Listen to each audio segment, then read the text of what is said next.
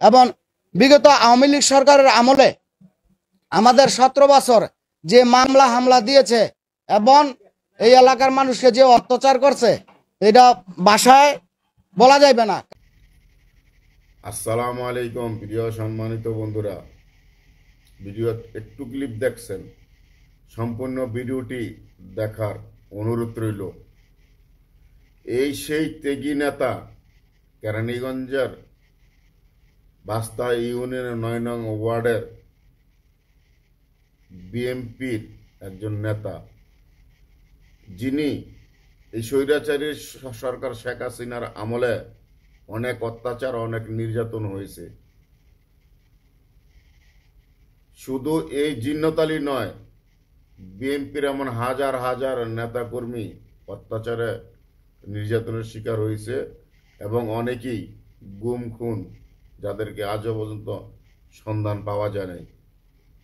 তো সেখান থেকে আমাদের এই 9 নং ওয়ার্ডের জিন্নতালি বিএনপিকে ভালোবেসে, ইনশাআল্লাহ যদি বিএনপি ক্ষমতা আসে এবং স্বৈরাচারী শেখ হাসিনার নির্যাতন যে কতটুকু শিকার হয়েছে, আমরা সম্পূর্ণ ভিডিওটি দেখব। দেখার পর অবশ্যই ভিডিওটি ভালো লাগলে লাইক, কমেন্ট, শেয়ার দিয়ে সাথে থাকবেন।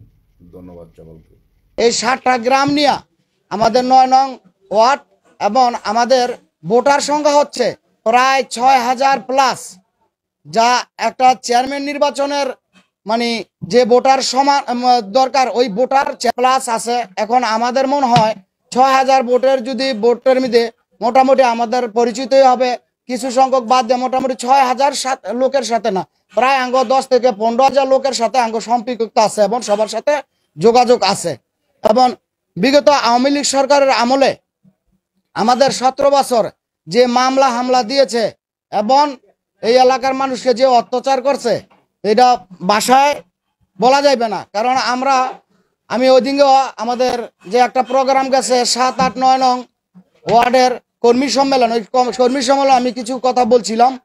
এবং যে ওয়ার্ডে যে একটা কর্মী আওয়ামী লীগ সরকার, এবং এটা আসলে কি প্রকাশ করা যায় না, এরা অত্যাচার করছে কি পরিমাণ, যা আইএমএ জাহিলিয়া যুগের চেয়েও ভয়াবহ অত্যাচার করছে।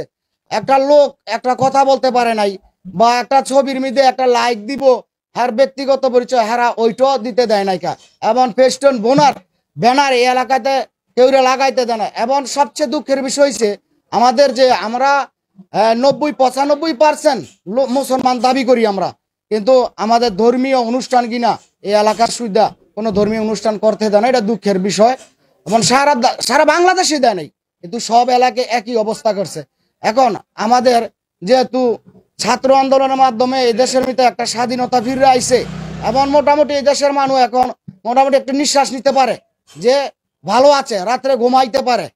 এবং আমরা চিন্তা করতেছি আগামীতে যদি আমাদের বিএনপি সরকার ক্ষমতা আসে, তাহলে আমরা যতটুকু সম্ভব এলাকার মধ্যে উন্নয়নমূলক কাজ, সেবামূলক কাজ এবং ধর্মীয় কাজ, মসজিদ, মাদ্রাসা, রোড ঘাট যা আছে, আমরা আমাদের সরকার গঠন করলে আমরা সর্বোচ্চ সেবা করবো এবং রাস্তাঘাট যা আছে কমপ্লিট করার ইচ্ছা পোষণ করছি।